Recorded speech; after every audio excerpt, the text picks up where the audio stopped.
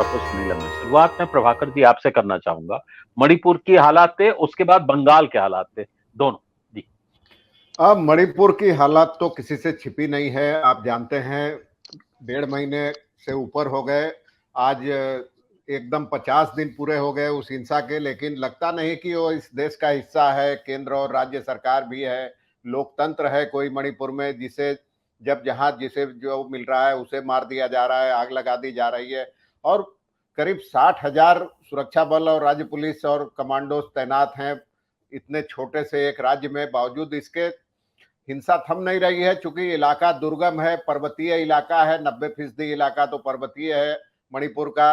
और जो बाहर से केंद्रीय सुरक्षा बल गए हैं उनको भौगोलिक स्थिति भी नहीं मालूम, स्थानीय पुलिस के ऊपर निर्भर हैं वो लोग, और हमेशा केंद्रीय बल तो स्थानीय पुलिस और थाने के गाइडेंस में ही काम करते हैं।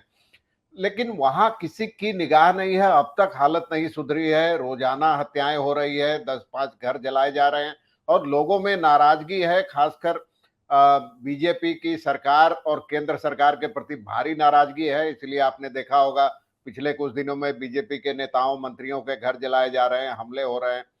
एक तरफ मणिपुर है, दूसरी तरफ बंगाल में स्थानीय पंचायत चुनाव होने हैं और इसमें बीजेपी ने अपनी पूरी ताकत झोंक दी है केंद्रीय सुरक्षा बलों के लिए। और वही हुआ, पहले हाईकोर्ट ने निर्देश दिया था कि केंद्रीय सुरक्षा बल तैनात होने चाहिए, उसके खिलाफ अपील की राज्य सरकार और राज्य चुनाव आयोग ने, सुप्रीम कोर्ट ने उसने भी बहाल रखा। फिर कल 22 जिलों के लिए 22 कंपनियों की चिट्ठी भेजी गई, वो मंजूर हो गई, लेकिन फिर अदालत की अवमानना का एक मामला था, बीजेपी और कांग्रेस ने दायर किया था। तो कलकत्ता हाईकोर्ट ने अभी कुछ देर पहले कहा कि 2013 में जितने केंद्रीय बल थे, लगभग 825 कंपनियां थी, उससे कम नहीं करना होगा। चुनाव आयुक्त की भी भर्त्सना की है एक तरह से कि आपसे नहीं संभल सकता है तो आप छोड़ दीजिए, दूसरा कोई संभालेगा। ये चीजें हो रही है, इससे कई चीजें साफ हो रही है। लेकिन 2013 और अब की स्थिति इस लिहाज से अलग है कि 2013 में 5 चरणों में चुनाव कराए गए थे। 34 साल बाद वाम मोर्चा सरकार बदली थी 2 साल पहले ही, तो संघर्ष पूरे चरम पर था। मुझे नहीं लगता कि वैसी स्थिति है अभी। फिर भी 2018 में पंचायत चुनाव में राज्य पुलिस थी, हिंसा हुई।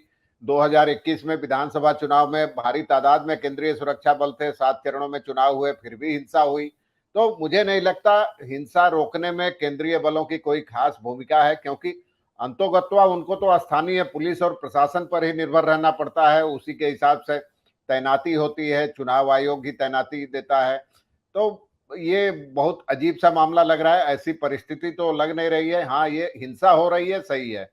9 तारीख से चुनावी प्रक्रिया शुरू हुई, तब से 8 लोगों की मौत हो चुकी है अब तक।